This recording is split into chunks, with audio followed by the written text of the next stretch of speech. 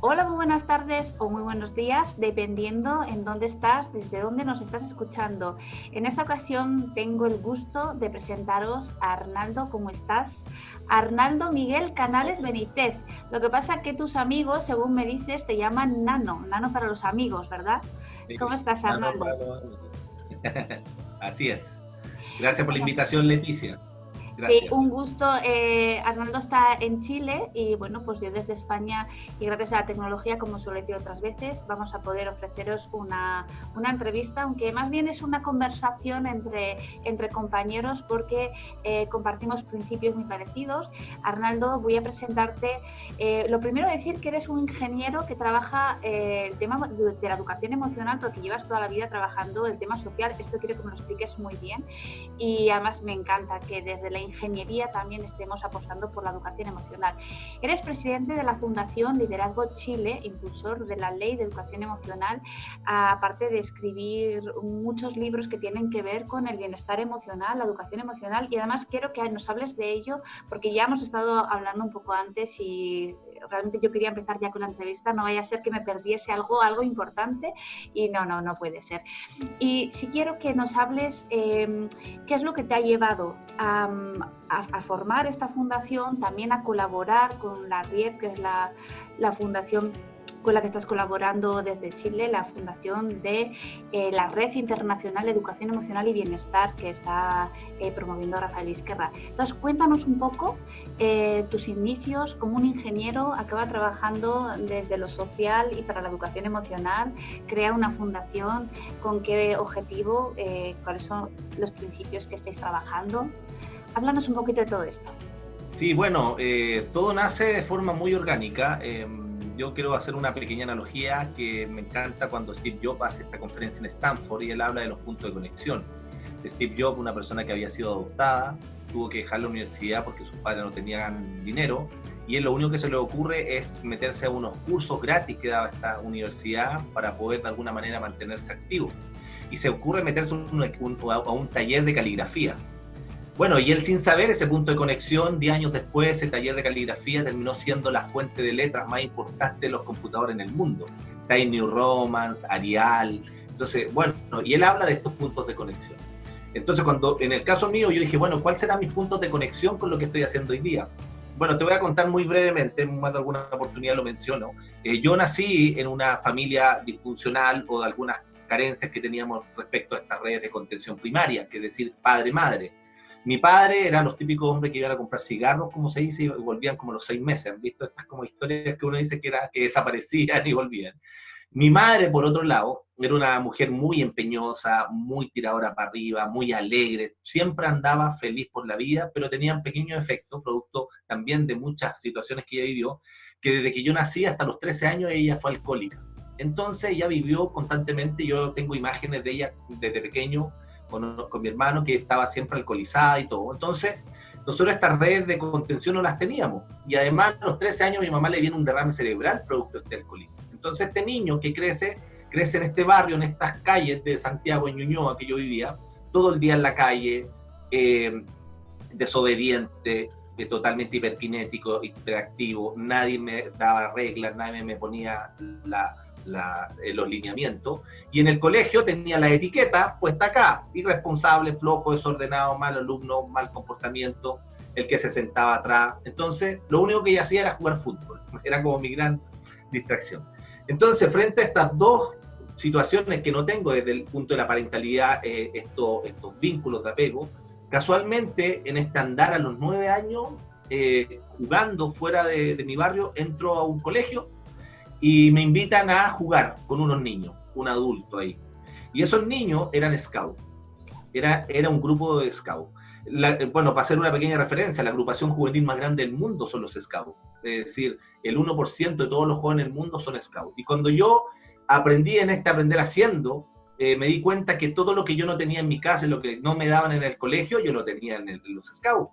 Primero, era voluntario, era 2 horas o 3 horas los sábados, donde yo jugaba, cantaba, participaba, corría, saltaba, me ponían reglas, me motivaban, me premiaban, también me sancionaban, y empecé a ver otro mundo desde esta mirada socioemocional, porque los scouts, después que fui dirigente, me di cuenta que todo lo que había aprendido yo eran habilidades socioemocionales y que estaban vinculadas principalmente a las 6 dimensiones que trabajan los scouts, que son la corporalidad, la creatividad, el carácter, la sociabilidad, la espiritualidad y la afectividad. Y eso se trabajaban como pilares dentro de esta formación integral del niño. Bueno, perfecto, yo nunca me di cuenta y fui consciente de eso. Tampoco fui consciente cuando fui dirigente. Fue cuando después tuve que salir al mundo laboral, porque yo con esta precariedad que tenía salí con muy malas notas, entonces de los 18, 19 años me tuve que poner a trabajar. Tuve un pequeño paréntesis en mi vida que me fue a vivir a Suecia, porque tengo una hermana que vivía allá, pero volviendo de Suecia, me puse a trabajar en lo que había, de mozo, de jardinero, de pintando, haciendo todo lo que pudiera generar mi ingreso. Y yo ya vivía solo. Y casualmente un día entro a trabajar, a hacer el aseo a una multitienda, estas casas de comercio como el Corte Inglés, acá son muy reconocidas, y empiezo haciendo el aseo y al cabo de 6 años termino siendo gerente de una de estas sucursales. ¡Wow! Dije yo, qué bueno, la suerte que tuve, la vida me está premiando. Hasta ahí yo siempre había pensado que era suerte. Después llevo 16 años trabajando y me contrata el mayor retail de América Latina. Me contrata, me llevan y obviamente con mejores ingresos y todo. Dame un segundo, que le puse, no le había puesto en la carga entonces la tenía ahí. Claro. Entonces me lleva a este retail y me contrata. Bueno, y cuando yo le pregunto, pero ¿por qué me contratan a mí? Si yo así haciendo como estas reflexiones con la psicóloga, sabiendo tanto profesional, con tantas buenas, me dijo, porque tú tenías un diferencial respecto a los otros candidatos. ¿Y cuál era? Que tenía habilidades socioemocionales sobre la media. Bueno, y yo dije, bueno, ¿dónde estaba la magia en esto? ¿Dónde estaba el...? Bueno, y después, preparando la presentación de un libro que hice en el grupo Scout, donde yo partí, como una especie de reconocimiento al trabajo que hicieron en la formación de mi persona, me encuentro con una columna de la revista Forbes que decía, ¿por qué elegir un Scout en la empresa? Y había toda una definición. Y yo empecé a analizarlo, bueno, y efectivamente todo lo que había aportado yo en la organización donde trabajaba tenía que ver con habilidades socioemocionales. Hay un trabajo, por ejemplo, en equipo que era vinculante y participativo, mi trato es más horizontal, somos mucho más empáticos, tratamos, como dice el profesor Humberto Maturana, como un legítimo otro al otro, y uno se relaciona mucho más desde la humanidad, sin tener esta potestad de mando y alejado un poco de las bases. Y eso fue muy exitoso en mi vida laboral y yo pensaba que tenía que ver principalmente con mi personalidad, pero había una construcción de un líder que se construyó a través de todos estos años, desde los 9 hasta los 20 y tantos que fui dirigente. Entonces ahí me di cuenta, bueno, este mundo, cómo fue que yo me hice exitoso en el mundo de la empresa. Pero en esta gran retail un día también bailé con la desgracia o con situaciones que no fueran las más ¿cómo se llama? Que uno no siempre quiere estar en esas situaciones, que yo tuve un conflicto laboral con mi jefa, que tenía que ver con situaciones de trabajo, pero ella durante 3 meses me cortó el saludo. No me hablaba, no me respondía a los correos, me cortaba las llamadas, no me generaba retroalimentación, no me comunicaba, y yo decía, pero ¿cómo si yo soy gerente de una tienda que vendía más de $2 millones mensuales? ¿Cómo mi jefe directo no me va a dar retroalimentación? Y bueno, al cabo de un tiempo me presentan la carta de despido y me dicen, Arnaldo, creemos que no te ajustaste a la cultura organizacional de la empresa, así que muchas gracias. Y yo le dije a esta jefa, le dije, y era necesario que tú esperaras 3 meses para hacerme sufrir con esta incertidumbre de, en vez de decirme, Arnaldo, no cumple la expectativa, pero ese daño de no contestarme el teléfono, eso estaba de más. Y ahí yo reflexioné y dije, bueno, que estamos mal, porque al final, y ahí me di cuenta cómo el miedo, hay estudios que lo demuestran, que son las dos variables que más inciden en los tipos de liderazgo, que es el miedo y la desconfianza. Nosotros operamos desde el miedo como líder. Por lo tanto, claro, yo le tenía miedo. Si ella decía, todos íbamos para allá. Entonces, había toda una composición bastante tóxica en estas relaciones. Cosa que yo no la tenía con mi equipo porque yo sentía que era otra mirada. Y ahí cuando yo me despido de esta situación, me prometo 2 cosas. Escribir un libro, el que escribí, que hoy día lo estamos reeditando, sobre mi historia laboral y cómo, en este caso, la habilidad socioemocional habían cimentado mi vida. y digo, ¿cómo yo puedo cambiar estos liderazgos? Donde yo estaba enrabiado, porque mi reflexión venía desde la rabia, desde la injusticia, porque yo tenía muy buenos números. Y ahí digo, bueno, ¿cómo cambio estos liderazgos? Y ahí digo, voy a hacer una consultora.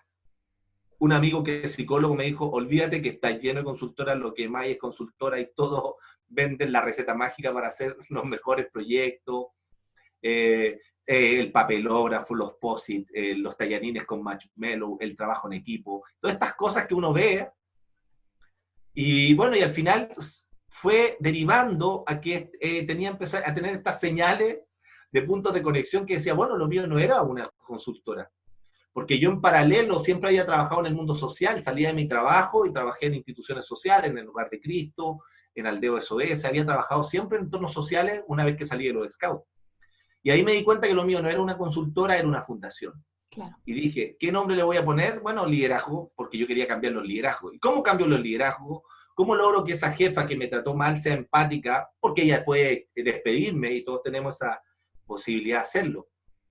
Pero ahí dije, bueno, ¿cómo cambiamos los liderazgos? Bueno, hay que partir desde pequeño. Hay que empezar de cero. Porque aunque yo le traiga a ese jefe o a esa jefa, al Dalai Lama, al Papa, hacerle una charla de empatía por 20 horas, no van a lograr ser empáticos. No van a lograr transformarse, salvo que tengan situaciones de mucho dolor, de situaciones donde toquen fondo frente a grandes crisis, como la pérdida de seres queridos, quebró mi empresa, esta misma pandemia también, que hoy día nos permite sacarnos el velo, nos dice de qué estoy hecho, ¿cierto?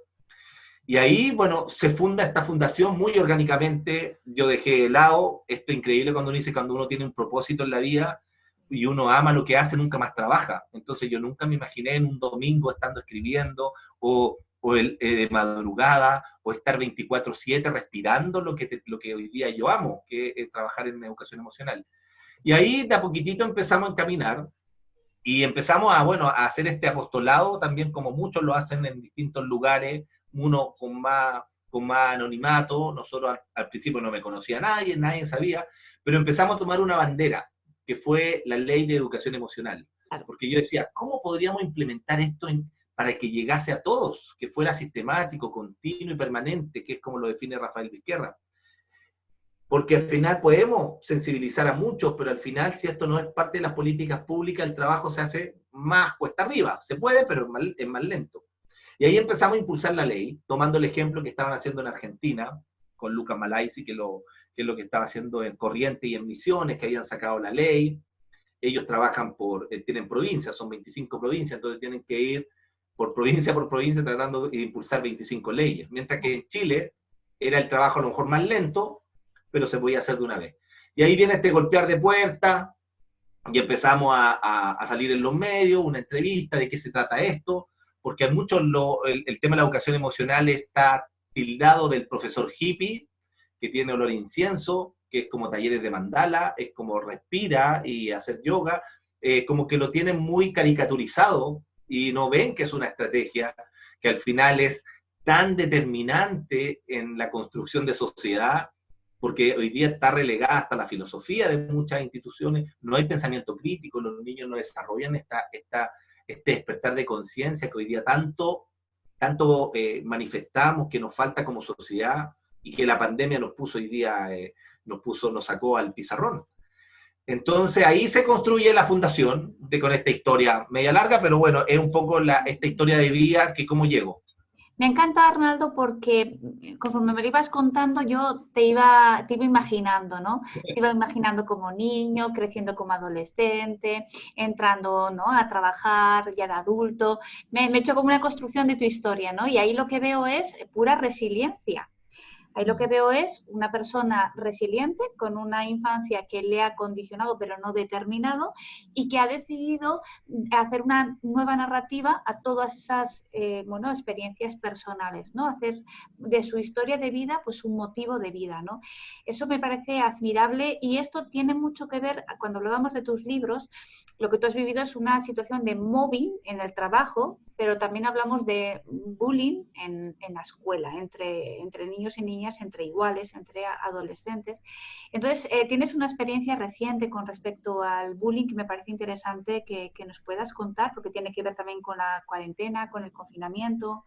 Sí, sí, bueno, nosotros en la misma cuarentena y producto de esta inmovilidad, bueno, me encanta cuando Albert Einstein pone esta frase que en la crisis nace la inventiva, la crisis es la mejor oportunidad para desarrollarnos como seres humanos, en la crisis nace lo mejor de nosotros y la única crisis que tenemos es quedarnos esperando que las cosas pasen y no activarnos. Es decir, y ahí donde yo digo, bueno, ¿y cómo puedo aportar? Porque al principio me desesperé tratando de vender cursos y cómo lo hago si yo trabajo en los colegios. Entonces, al final, en un momento de la pandemia dije, solté. Y dije, no, voy a hacer todas las charlas, van a ser gratis, un momento de que yo creo que el de arriba va a devolver esto, y me dispuse a ayudar.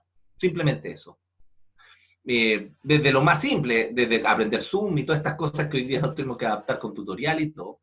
Y en un momento también dije, bueno, nosotros estábamos trabajando mucho con jóvenes en escuela y decía, bueno, ¿y cómo lo hacemos? ¿Cómo yo puedo aportar también para que estos niños que están confinados, yo tengo hijos que tienen 14 y 15 años, están todo el día en las piezas, encerrados, y también dije, bueno, hagamos un concurso literario para que los niños cuenten sus historias de bullying.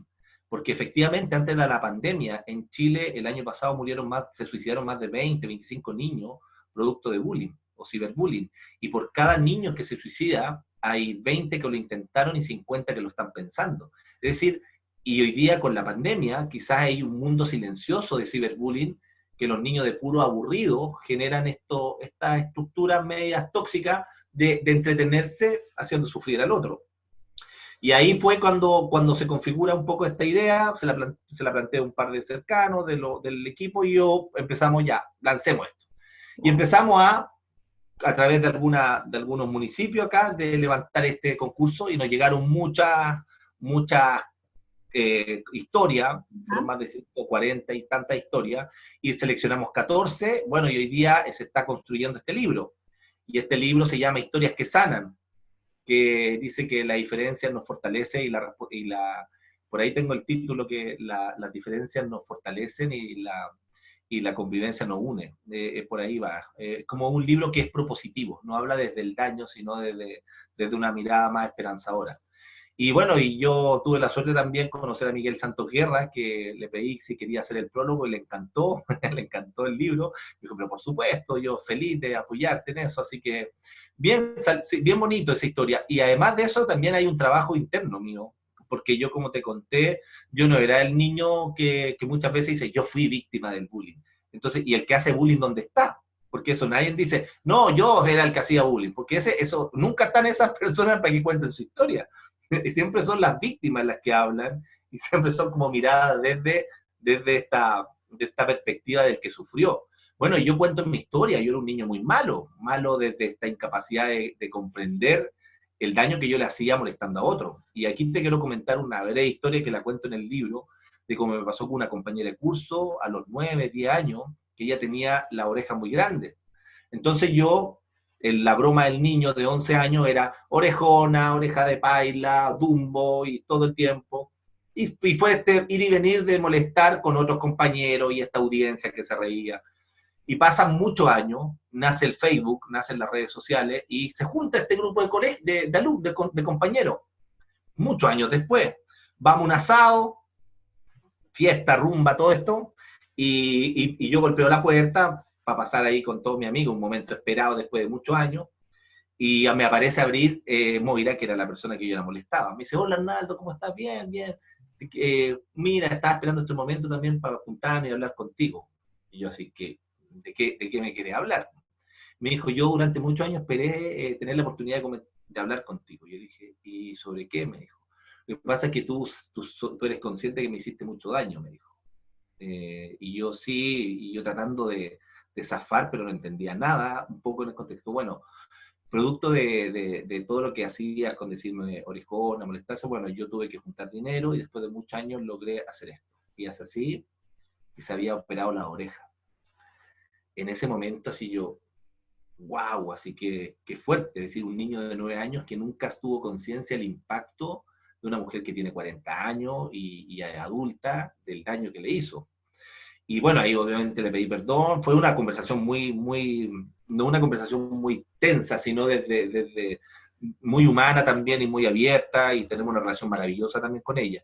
Bueno, y ahí me di cuenta en ese momento del daño que uno hace y que no es consciente, y que es lo que nosotros hoy día hacemos en la escuela, es decir, cómo la vida me puso me puso en una vereda de responsabilizarme, tratando de ser parte de un, de un mensaje que trate de aportar un grano de arena a muchos niños que hoy día hacen bullying y no son conscientes. Esta historia yo las cuento en las escuelas, a 700 niños, 600 niños, y cuento esta historia al principio muy entretenida, y después yo digo, bueno, y muestro las fotos, yo tengo fotos donde está en este evento, donde estoy conversando y donde lo pasamos bien los adultos, y hago este match con los niños y con los adultos, bueno, y yo le hice mucho daño, y la audiencia en silencio, y son niños de 12, 13 años, entonces muchos de los que están acá le han hecho daño a compañeros, le están haciendo daño a sus compañeros, están molestándolo, y los que están callados no dicen nada, entonces ustedes tienen que entender que esto, el humor del adulto hoy día nace también del bullying, porque somos muy tóxicos para reírnos, siempre nos reímos tratando de buscarle la broma al otro, de cómo yo trato de notar sutilmente al otro para sacarle una carcajada. Entonces uno dice, bueno, hay una configuración que está muy bien, está muy mal entendida desde este desarrollo de conciencia, donde yo también sigo teniendo mucha conciencia y mucha carencia también frente a este aprendizaje que uno nunca termina de ¿cómo se llama?, de tomarle el peso que tienen. Y bueno, y nace este libro, y bueno, y gracias a Dios ha tenido mucho, y como para cerrar, muchas veces he invitado también a Moira en algunas charlas, donde ella también cuenta su otra parte. Entonces imagínate qué lindo como tener ahí, no lo cuenta desde lo técnico, sino, bueno, estos son los protagonistas, estos niños que ya son adultos y le están diciendo a los niños lo que no hay que hacer. Arnaldo, yo te agradezco enormemente este testimonio, porque sí es verdad que oímos mucho a esas víctimas cuando ya son capaces de narrar su historia desde quizás una sanidad, ¿no? O un trabajo personal hecho, pues lo cuentan como un testimonio y como para decir se puede salir, ¿no? Pero es verdad que pocas veces escuchamos a quien es consciente del daño que pudo hacer llevar a cabo una acción reparadora de responsabilidad como la que acabas de nombrar. Me parece que es un testimonio importante, porque estoy convencida de que si hay gente que te está escuchando y se ha podido ver en una situación similar, quizás tu testimonio les ayude a poder dar un paso similar, ¿no? Si la vida les da la oportunidad, o a lo mejor tienen que buscar esa oportunidad, ¿no? Arnaldo, quizás esto tiene también algo que ver con un libro que escribiste que tiene el título de Felicidad Productiva. Entiendo que la felicidad como algo que vamos construyendo, ¿no? Desde una actitud también proactiva, haciendo que las cosas sucedan, ¿no? Como algo que uno encuentra por pura suerte, ¿no? Como decías tú, que fuiste ascendiendo no por suerte, sino porque tenías unas habilidades socioemocionales que luego entendiste que eran las que te habían puesto donde estabas, ¿no? Entonces también la gente necesitamos entender que en esta vida conseguimos las cosas también por la habilidad socioemocional que vamos desarrollando, ¿no? Entonces quizás eso también nos lo puedes explicar, que puede ser también muy interesante. Sí, bueno, cuando nosotros hablamos de construir o de trabajar con los niños, porque siempre nosotros nos enfocamos en este mensaje de este ideal, estamos trabajando en un ideal de persona, que es la que nosotros queremos construir, cuando Rafael habla, cuando hablan muchas personas, este niño que queremos, que bueno, ese niño va creciendo y después es un adulto, y ese adulto tiene que ir al mundo laboral, ese adulto va a tener relaciones de pareja, va a tener que atreverse a pedir la mano o a vincularse con los amigos, tener que ser asertivo, tener que ser empático, en lidiar con los conflictos. Y cuando le toca ser jefe o líder, bueno, se da cuenta que no era todo técnico. Entonces, cuando dice Goleman, que dice que el 20% del éxito de las personas pasa por lo técnico, pero el 80% tiene que ver con habilidades socioemocionales, bueno, yo te lo digo en carne propia, porque lo viví. Yo trabajaba con 300 personas en multitienda, vendedores, promotores, jefes, conflicto con los clientes, todo era relacional. Era muy poco lo técnico, que se caía el sistema, que el computador, perfecto, que el programa, que el software, que el Excel, perfecto. Pero todos los grandes problemas son relacionales. Y eso te da a entender, y yo lo planteo muchas veces, que a nosotros nos terminan, y si tú buscas una persona, algún conocido tuyo, que lo hayan despedido del trabajo o alguna experiencia, dice, a nosotros nos contratan por lo que sabemos y nos echan por la forma de ser, en el 99% de los casos. Entonces dice, ¿y por qué echaron a Francisco del trabajo?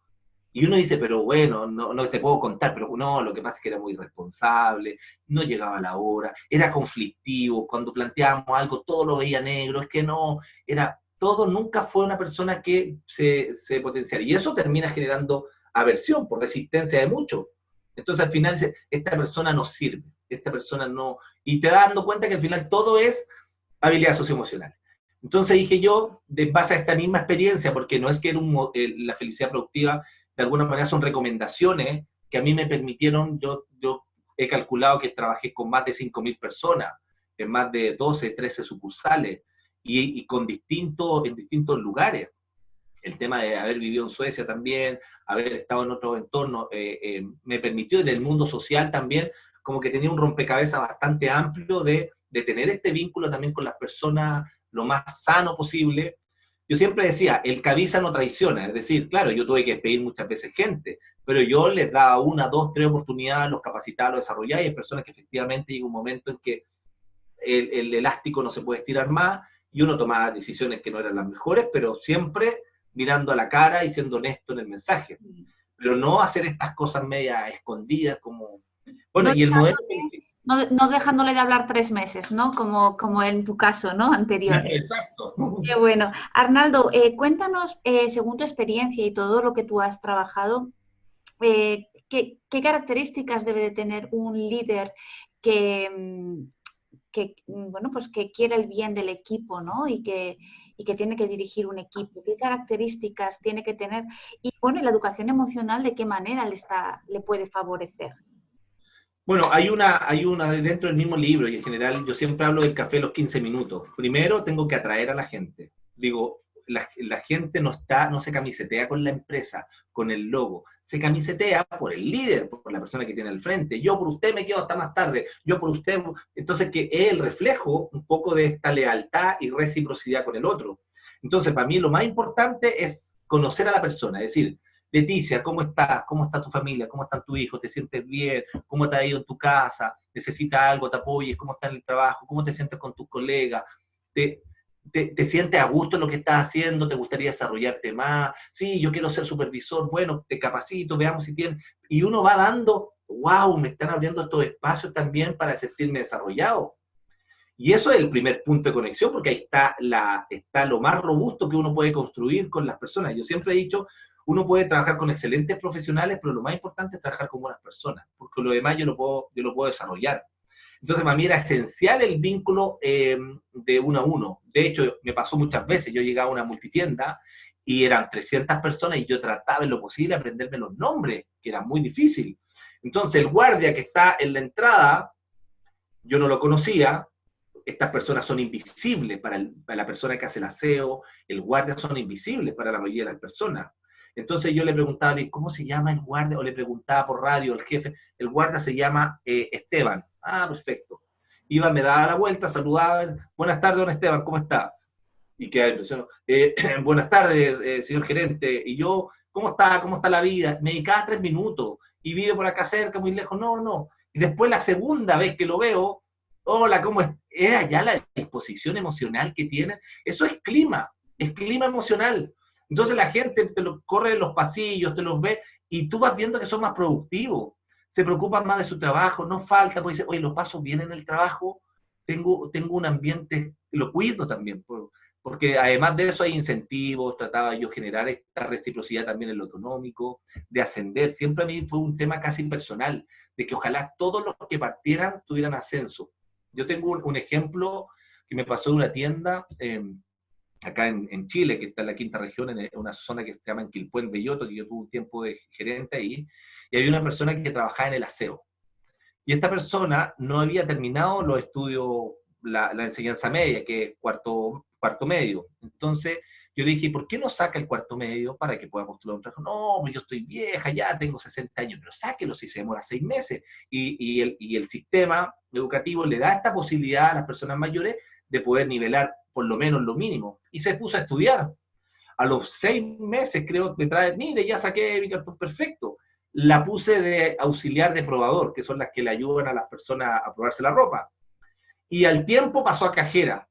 Esto pasó en febrero, y en diciembre ya era vendedora, en un año. Y llega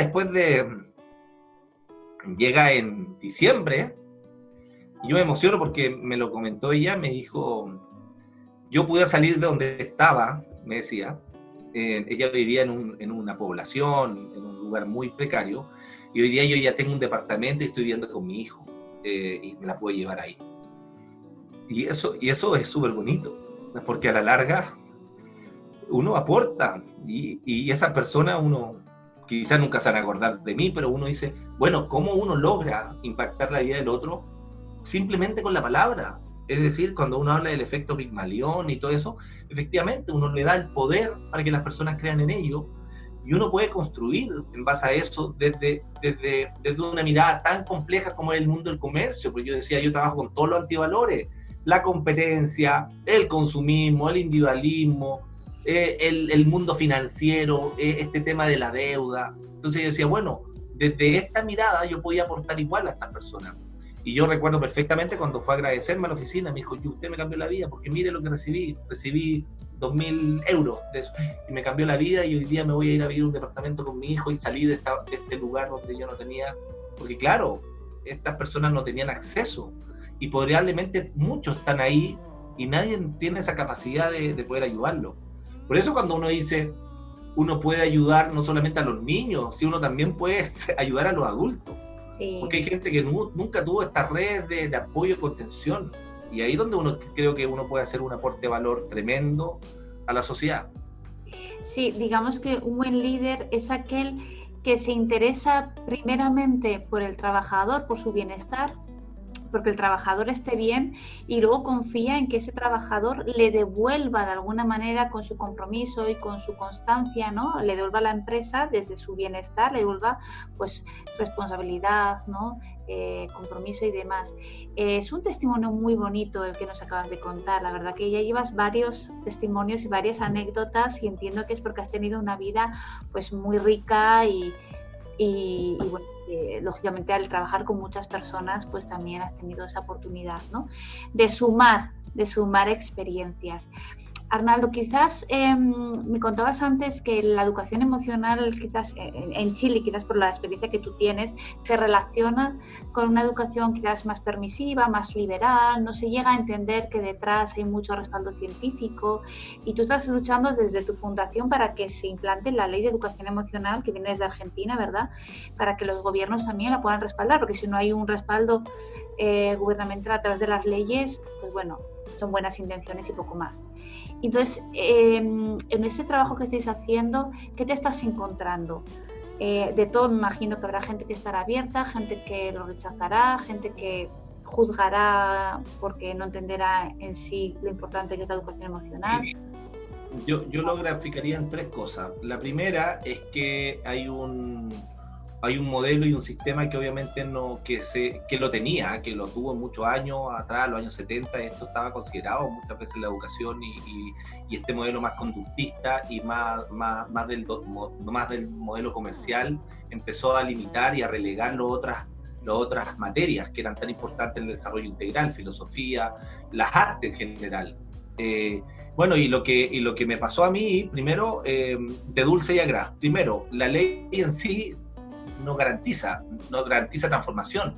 Lo que sí hizo fue visibilizar la importancia de la educación emocional cuando uno dice, wow, una ley. ¿Y de qué se trata cuando uno dice la palabra ley? Es distinto a decir, voy a hacer un taller de educación emocional y voy a hablar por todo Chile de educación emocional. No me hubiera tomado a nadie en cuenta. Pero que dice, esto es una ley, y empiezo a golpear puertas, voy a hablar con un diputado, voy a hablar con un senador, me llaman de una radio, o me sale una noticia en el diario, y dicen, ¿quiénes son ellos? ¿De dónde aparecieron? ¿Por qué una ley? Y empiezan a aparecer personas que dicen, esto está entretenido, a ver, y empiezan a preguntar, a ver, explícame bien qué hay detrás de esto, y era un propósito. Algunos tratan de inventar así como casi una configuración mucho de como una estructura, y al final uno iba como un buen divulgador, no iba como el experto. Yo creo que somos buenos divulgadores respecto a lo que estábamos intentando sensibilizar. Y ahí esto toma fuerza, y ahí me encuentro también con el lado más complejo que tiene el mundo de la política también, porque claro, vas a hablar con distintos actores, nosotros somos apolíticos, y todos empiezan a decir, mira, qué bueno, me parece bien, algunos sí, podría ser, pero ahí después toman el nombre de la ley y toman nosotros teníamos una ley con 8 leyes, varios textos refundidos y derogados, y una diputada y 2 diputadas en Chile dicen, sí, nosotros te vamos a apoyar, mándanos tu anteproyecto, se los mando, y cuando yo veo la ley o lo que ellos envían no tiene nada que ver con lo que nosotros habíamos propuesto, salvo un cambio que creemos que era muy importante dentro de hacer más robusta la propuesta de ley. Pero toman el nombre y termina además generando todo un tema de envidia, porque empiezan a aparecer otros expertos que apoyan, empiezan a cooperar en este proyecto de ley, filósofo y todo, y dicen, ¿y de dónde salió el Arnaldo? Ah, pero este ingeniero, si no sabe nada de educación emocional. ¿Y por qué ellos, si yo soy el más experto? Ellos son mentirosos, no les crea, ellos son conductistas, ellos están haciendo esto por negocio, y empieza a generarse todo un ruido de este tema que uno está ahí, que lo vemos en todas partes, de este modelo porque la educación emocional también es un negocio, hay gente que capacita y que trabaja en esto, que es muy válido, pero yo siempre he dicho, no es necesario apagar la luz del otro para poder brillar, y yo siempre digo, mientras más actores participaran, mejor, pero de alguna manera, los que nosotros habíamos iniciado eso, dijeron, no, a ellos no los consideren más, entonces fue como la parte más negativa un poco. Recuerdo una vez que había un seminario, mira, esto ya es casi como se dice, pero para que vea el contexto, había un seminario donde habían destacados referentes en Chile para un evento, me habían invitado y una persona, esta persona que de alguna manera sentía que no estaba siendo considerado porque él debería haber estado ahí, le escribe a Humberto Maturana, por ejemplo, o a otro, diciendo que ¿por qué no me sacan a mí y lo suben a él? Que él era más importante. Entonces ahí te das cuenta de la sociedad que tenemos. Sociedad de competencia, porque es un tema de ego, de individualismo y de desconfianza. Entonces, yo creo que te vaya muy bien, Leticia, ojalá que te vaya muy bien, pero no tanto como a mí. Cuando ya te empiece a ir mejor que a mí, Leticia, hasta aquí nomás llegamos, muchas gracias. Y si a mí me va muy bien, ya te empiezo a desnostar. No, si él llegó arriba, por algo llegó arriba, por eso lo reconocen tanto. Entonces yo en ese aspecto siempre he dicho, uno baja el nombre y sube la causa. Claro, para bien o para mal, a mí me reconocen por el impulsor de la ley y me llaman y nos dicen de qué se trata esto y uno lo habla así, a corazón abierto, con todas las carencias que uno tiene, pero uno se da cuenta que muchas veces esta coherencia de que hablamos respecto a lo que decimos y hacemos no siempre es tan así, y por eso fue un poquito esta parte como más agridulce del tema de la ley. Hoy día la ley se presentó, está presentada en el Congreso. Creo que puede ser, si sale esa ley aprobada, puede ser realmente un aporte, pero obviamente falta una parte que es esencial, que es cómo nosotros cambiamos la ley de universidad estatal en Chile para que los nuevos docentes aprendan de educación emocional, y si ojalá fuese en la escuela, este docente va a trabajar con herramientas antes de entrar al aula, y es un tema que no lo tomaron en cuenta. Tampoco hay, no se provisionó y se entendió un poco el tema de cómo yo apoyo también a las escuelas que hoy día ya están trabajando, cómo los capacito, cómo los perfecciono. No hay incentivos ni subvenciones en estas leyes que hoy día para que las instituciones educativas tengan recursos para poder capacitarse. Por lo tanto, termina generando una muy buena intención en este mensaje como etiqueta de la ley de educación emocional, porque probablemente sea rechazado o esté esa ley parada 10 años, como pasa en muchos países. Pero bueno, como este tema, uno dice como uno obra recibe y como pecas pagamos, hemos generado varias alianzas y hoy día hay una propuesta que la encuentro maravillosa de Gino, que es una persona que es de Ecuador, que es psicólogo clínico, que ellos están haciendo un petitorio para ir a la ONU con diferentes referentes de América Latina para poder pedirle a la ONU que haga este mensaje a todos los países miembros del mundo de América Latina para que puedan incorporar políticas públicas asociadas a leyes que trabajen la educación emocional. Y hoy día en el fondo fuimos más arriba para que fuera una declaración, y eso yo creo que es muy valioso. Para ser escuchados y tenidos en cuenta. Es fabuloso todo lo que nos cuentas porque claro, estás tocando algo muy importante y es, ya hemos hablado de que la educación emocional es importante y ya tiene mucho respaldo científico y ya no hay que hablar más de ese tema porque ya lo que escuchamos estas entrevistas ya estamos convencidos de ello y ahora es un paso más, necesitamos una ley. Supongamos que esa ley en algún momento se pone y se mantiene. Tendremos que trabajar con docentes que llevan años aplicando conductismo años teniendo una visión del menor, años hablando de una determinada manera, hablando de que es el niño el malo, en lugar de que es su conducta la que tiene que ser mejorada. Entonces, claro, la ley nos va a exigir algo para lo que los docentes no van a estar preparados. Entonces, vamos a tener ahí entre medio un tiempo, ¿no?, de transición y además de urgencia. ¿Esta Sí, parte cómo la contempláis? sí, mira, yo me encanta esa pregunta porque me la hacen mucho. ¿Y qué hacemos con los que están desalineados, con los que son del lado oscuro de la fuerza, los que no les interesa, que son, tienen el poder del conocimiento a través de la nota que ponen? Te castigo, te premio por la nota que te pongo. Eso es el conductismo, es decir, no tienen una mirada también más complementaria como más horizontal. Yo hago siempre esta analogía. Cuando Alexander Fleming descubre la penicilina en el 1926-27, fue recién en el año 47, después de la Segunda Guerra Mundial, cuando venden la primera ampolla de penicilina. Hoy día tú vas al médico y lo que hizo la ciencia fue poner a disposición de ese médico los antibióticos. Entonces, cuando tú estás muy enferma, tú dices, mire, le voy a recetar Leticia antibiótico. Y tú no pones en duda ni al científico, ni al médico, ni al remedio. Porque lo que hizo la ciencia ahí fue poner al servicio de la medicina este gran descubrimiento. Por lo tanto, está validado. Entonces, cuando tú entras a hablar con un docente y le dices, bueno, que esto es pura música, esto es... No, bueno, hablemos de neurociencia entonces. Y ahí la neurociencia es el primo hermano de la educación emocional. Porque lo que decía Platón, que la disposición emocional determina la capacidad de aprender, era algo muy desde la mirada de la filosofía. Pero cuando ahora ven el cerebro, dicen, bueno, ¿saben qué? Es verdad. Porque cuando la amígdala cerebral se atrofia o se encripta, o todo lo que podamos tener como definición en momentos tensos, o de miedo, o de situaciones donde el niño o el adulto se siente muchas veces invadido, obviamente la función ejecutiva hay un switch que se apaga, por lo tanto el conocimiento no entra. Y eso hay que explicárselo con peras, con manzanas, hay que explicarle con ejercicios experienciales, hacemos juegos en la sala donde el docente también se siente. Hay juegos que uno juega con ejercicios de matemática, donde los adultos quedan totalmente bloqueados y se dan cuenta, wow, a mí me pasó. Bueno, eso mismo le pasa a su estudiante cuando usted le mete una presión indebida y demasiada tensión, el niño no aprende. Eso mismo nos pasa en las relaciones de pareja, cuando discutimos y peleamos, oye Leticia, te dije, pero ¿hasta cuándo siempre lo mismo? Y termina la discusión, los dos muy molestos, y al tiempo pasan unos minutos, y digo, ¿y por qué no le dije esto? ¿Y por qué no le dije esto otro? ¿Y por qué? ¿Cuántas veces en las reuniones terminamos diciendo las cosas más importantes después que terminó las reuniones? Oye, pero ¿por qué no levantaste la mano? ¿Por qué? Bueno, porque en el momento era todo tan tenso que yo ni loco levanto la mano. Entonces, todas estas cosas tienen que ver con esta dinámica que se va generando. Por eso yo digo, la neurociencia hoy día pone a disposición de la educación el estudio del cerebro. Y ahí es donde la educación emocional entra. Y entra y hace así una combinación tan maravillosa. Por eso tiene que ir de la mano. Yo creo que una persona que tiene que aprender de educación emocional tiene que entender también cómo funciona el cerebro. Qué bueno. Arnaldo, sabemos que cuando se trata de establecer un apego de seguridad los primeros años de vida, basta con que haya una persona de referencia que te ayude a, bueno, pues a desenvolverte, a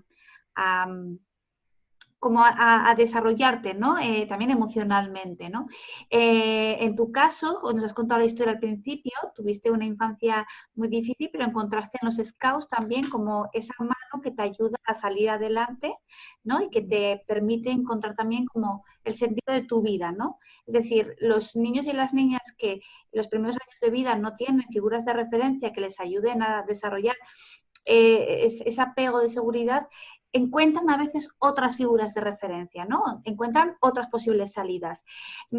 Para ir terminando un poco la entrevista, también quiero hablar de todos esos niños y niñas que no tienen esas figuras de referencia y que para poder desarrollar su educación emocional necesitan un mínimo de apoyo, de respaldo, de figuras de resiliencia. Hablemos también de esos niños. ¿Qué necesitan? ¿Qué les podemos dar como sociedad, como país? Porque antes de trabajar educación emocional necesitamos cubrir otras áreas ¿no? También importantes, fisiológicas, de protección, Sí. de salud. Sí, hay veces que decimos, estamos en contra del trabajo infantil. Sí, pero hay que ponerse en contexto, que muchas veces es lo único que saca una familia adelante, ¿no? Entonces, no todo se puede prohibir, hay que ver también la situación de cada familia, el contexto, donde viven, ¿no? Todo eso quizás nos puedes hablar también por tu experiencia. Sí, yo creo que puede ser un factor determinante el docente en esos niños, porque el día, ese niño que vive en una población, en un lugar donde tenga riesgos psicosociales vinculados a la droga, a la delincuencia o a la misma pobreza, donde efectivamente su alimentación sea muy precaria, donde los padres no sean buenos referentes o entes modeladores, este niño, de alguna manera, si tiene acceso a la educación, ese lugar donde vaya el niño tiene que ser su espacio vital para poder encontrar cariño y afecto. Y ahí tienen que estar los mejores docentes del mundo, tienen que estar en esos lugares, porque tienen que ser un espacio de puro amor. Porque yo prefiero que ese niño aprenda a leer, a escribir y aprenda ¿cómo se llama? Materias más importantes, las más relevantes, pero el niño tenga los cimientos para poder eh, tratar de como una gambetear, como se dice la jerga del fútbol, a todas estas situaciones que son tentadoras. El ir a robar, el estar en el grupo de amigos que todos fuman marihuana, ¿cómo yo me puedo atraer? Es fortaleciendo el temple de estos niños, es generarle un cofre donde ellos abran y tengan herramientas para desarrollar su autoestima, su autoconfianza, Claro. su autoconcepto, se validen ellos mismos. Entonces, cuando tengan esta posibilidad de decir, vamos a robar, el niño diga, no, prefiero irme por el camino más lento, pero no lo voy a hacer. ¿Y quiere fumar marihuana? No. Y eso es un trabajo que hay que hacer desde muy chiquitito con los niños. Y yo siempre he dicho, ojalá tuviéramos la posibilidad, y deben haber algunos casos, donde tener escuela, en situación donde solamente trabaje en un 70% la contención, el desarrollo de este ser humano, porque va a poder cimentar, lo otro va a venir de a poco, porque a la medida que eso, yo siempre digo, el resultado o los conocimientos es el último, pero lo más importante son los recursos nobles que yo empleo para llegar a ese resultado. Y eso depende y el docente tiene una oportunidad tremenda y hay muchos ejemplos maravillosos de docentes que transforman las vidas, pero no todos están en esa posición porque además hoy día el ser docente es súper complejo. Sí. Niños que son mucho más desafiantes, padres que son mucho más impositivos, colegios particulares donde dicen, porque yo pago tu sueldo, tienes que preocuparte de esto. Entonces, los docentes dicen, hago mi trabajo y me voy, porque tengo tanto, y encima tengo que educar a niños que no son ni míos. Es decir, cuando dicen estos ejemplos. Sí, sí. Entonces, hay mucha frustración, por eso la vocación y el propósito moral del docente es tan importante cuidarlo. Yo siempre he dicho, el corazón que bombea la educación es el profesor. ¿Quién cuida al profesor? Nosotros las charlas que estamos haciendo de contención y gestión emocional son gratuitas para los docentes. Nosotros tenemos un equipo también que es parte de la fundación que hace masoterapia emocional. Vamos a la escuela y cuando estamos haciendo las charlas también los vamos sacando a poco y le hacemos masaje. Es decir, wow, pero qué maravilloso que venga un kinesiólogo y nadie me hace cariño. Así lo dicen. Nosotros hemos hecho y muchos terminan llorando porque dicen, bueno, es una catarsis para poder cuidarme. Yo creo que el docente hay que darle esa fuerza y con mayor razón a las educadoras de nivel inicial, las educadoras de párvulo, que muchas veces son miradas en menos, pero el proceso más hermoso está en la educación parvularia, en el ciclo inicial, donde está todo el juego. Ahí donde hay educación emocional, donde ahí todo es colores, juego, compartir, aprender haciendo. Y después de los 6, 7 años se pierde. Los niños empiezan a mirar las puras nucas con el pizarrón al medio, al frente. Sí, me ha encantado. Me ha gustado mucho la respuesta porque sí, estoy de acuerdo contigo, por supuesto que sí. El cuidar al docente, el que se sienta valorado para que él pueda cuidar también de los menores y que se convierta en un referente para alguno de ellos que no tenga a lo mejor en su entorno familiar ese apoyo, ¿verdad? Bien, vamos a ir terminando, Arnaldo. Yo te preguntaría muchas cosas. Bueno, estaría hablando contigo horas, la verdad. Te puedo interrumpir, Leticia, con algo que no quiero que se me quede en el tintero. Cuando yo te hablaba del mundo empresarial, de este guardia, o te hablo del mundo del docente, aquí yo siento que hay una clave que es esencial.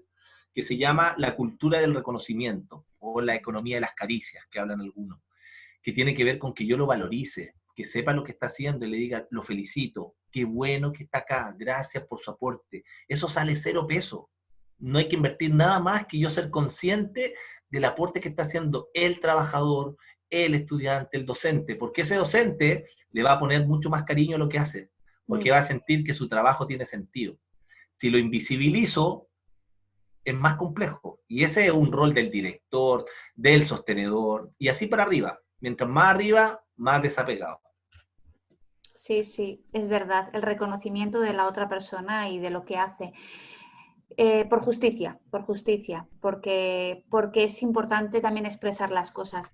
Si tuvieras que decirnos 3 mejoras que propondrías, no sé si desde la Ley de Educación Emocional o desde la Fundación Liderazgo Chile, 3 mejoras que crees que se tendrían que tener en cuenta en la familia, en la escuela y en la sociedad, 3 mejoras que económicamente, aunque no sean viables, no importa, porque estamos aquí proponiendo mejoras.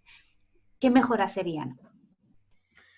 Ay, bueno, tener un espacio en la escuela, no sé si ramo, pero un espacio de forma transversal donde se generen estas conversaciones y se genere mejora continua. Porque una de las cosas que yo siempre he dicho, no necesitamos que venga ninguna fundación, ninguna consultora, ningún experto para decir lo que tienen que hacer en la escuela. Las buenas prácticas están adentro, están ahí, pero no se las comparten. Uno conoce a los docentes que los niños los aman, que los padres están felices, que agradecen, que tienen buenas relaciones con sus colegas, pero muchas veces no lo comparten. Las buenas prácticas están dentro de la escuela. Entonces, ese espacio de mejora continua hay que intencionarlo. Eso yo creo que debería ser con inversión, con capacitación, con espacios de encuentro, donde se reflexione de forma seria y se alinee en la carga valórica, porque eso también hay mucho tema de ideología en las escuelas públicas. Yo soy de derecha, de izquierda, de centro, y eso también limita. Hay una persona que no me recuerdo el nombre, que me encanta, que lo vi, que es española, que habla de que el único norte, apuntan todos para distintos nortes, dice, el único norte son los niños. Y eso tenemos que estar todos alineados. Yo creo que la primera inversión está ahí, en tratar de sensibilizar a los docentes en ese aspecto. Lo segundo es efectivamente dar un impulso respecto a este tema en las políticas públicas, generando programas que efectivamente sean a nivel de Estado y que no sean aislados de lo que realmente le resonó. Pero hay 20 colegios que no le resonó, porque el director no le hizo sentido y se preocupó del resultado. Que sea una política de Estado donde realmente hoy día se preocupen de eso. Y la tercera yo la enfocaría en lo que está pasando post pandemia. ¿Cómo se van a preparar para volver a las clases? ¿Vamos a volver a que aquí no ha pasado nada?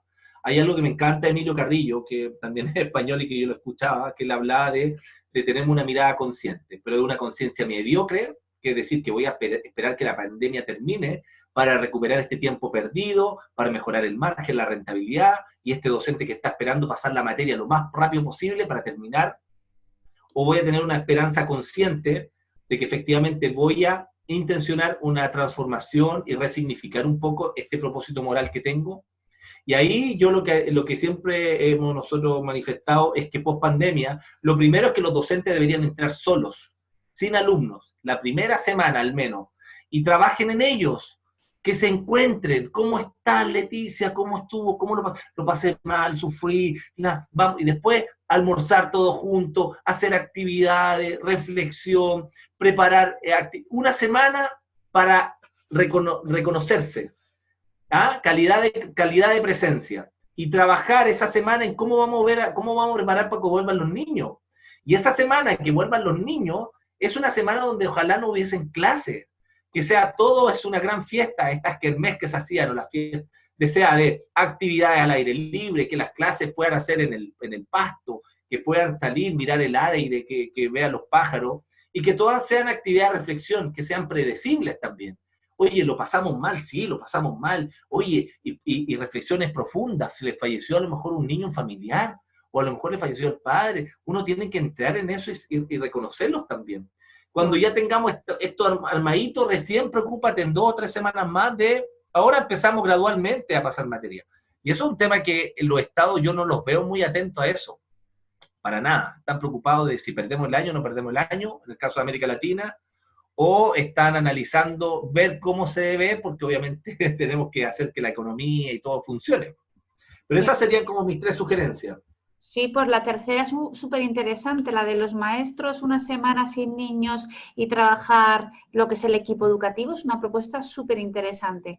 Sí, Arnaldo, vamos a ir terminando porque el tiempo vuela cuando uno está a Sí. gusto, está disfrutando, está tranquilo, pero quizás hay algo que no te he preguntado y que te gustaría decir, te doy la opción para que terminemos con una última reflexión por tu parte, comentario, sugerencia. No, nada, en general, agradecerte el espacio, no siempre uno tiene la posibilidad de hablar tanto de uno, yo antes hablaba harto de mí, entonces después me empezaron a decir que hablaba más de mi vida que educación emocional, entonces me fui yo mismo hablando más de los otros temas que hoy día también son importantes, de sensibilizar a los temas netamente con educación emocional, etcétera.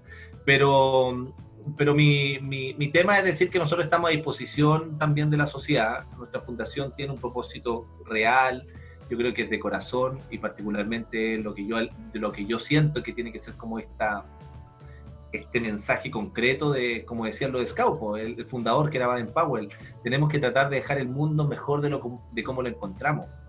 Y nosotros estamos haciendo las charlas gratis, de contención, de gestión, estamos dando becas, estamos haciendo cursos una vez al mes de curso intensivo de educación emocional también gratis, y también aportando con programas y diplomados para que se perfeccionen, obviamente generar a través de un precio justo y ético que muchos más docentes puedan indagar y aprender más de qué se trata esto. Porque hay algunos, como te insisto, sienten que esto es para los profes hippies, pero no, es una estrategia educativa que viene para quedarse, porque estamos en una nueva era, no, cambió la era completa, los niños son distintos, hoy día el conocimiento no es el poder, hoy día los niños tienen el conocimiento aquí, está acá, en un doble clic tienen el conocimiento, y si quieren hacerlo práctico se meten a un tutorial, entonces el niño ya sabe. Lo que yo tengo que hacer como docente es responder las preguntas que Google no me puede responder, y eso es lo que es el desafío, y ahí es donde tenemos que entre todos seguir avanzando, así que eso, ponernos a disposición. La fundación está para eso, creo que con las limitaciones propias de la demanda, pero siempre con buena intención de ayudar. Fabuloso, Arnaldo, pues muchísimas gracias por este tiempo, un tiempo generoso por tu parte, que desde luego espero y estoy convencida de que las personas que escuchen esta entrevista van a disfrutar, van a conectar con muchas de las cosas que has dicho, porque también has abierto tu corazón y nos has contado cosas personales, pero que son testimonios reales de lo que es en realidad una persona que practica la educación emocional en su vida y en su trabajo. Así que solamente darte muchas gracias, desearte lo mejor y que sigáis con ese propósito y esos objetivos que tenéis en la fundación, y bueno, pues que seguimos un poco colaborando y haciendo sinergias para que en distintas partes del mundo no lleguemos un poco a difundir el mismo mensaje, ¿no? Gracias. Probablemente nos veremos en algún evento en el futuro ahí para compartir, ya viéndonos físicamente, presencialmente, así que... Todo llegará y nos acordaremos de todo esto y diremos, bueno, tampoco estuvimos tan mal, ¿verdad? Porque pudimos sobrellevarlo con los recursos con los que contábamos, ¿no? Que para algo llevamos tiempo trabajando en nuestra propia educación emocional, para que ahora también con esta crisis podamos beneficiarnos de ese trabajo previo, ¿verdad? Bueno, Arnaldo, pues muchísimas gracias y hasta la próxima. No, gracias a ti, un abrazo virtual, que estés muy bien, gracias por la entrevista, así muy contento, así feliz. Y éxito en todo. Feliz día para ti. Igualmente. Ya.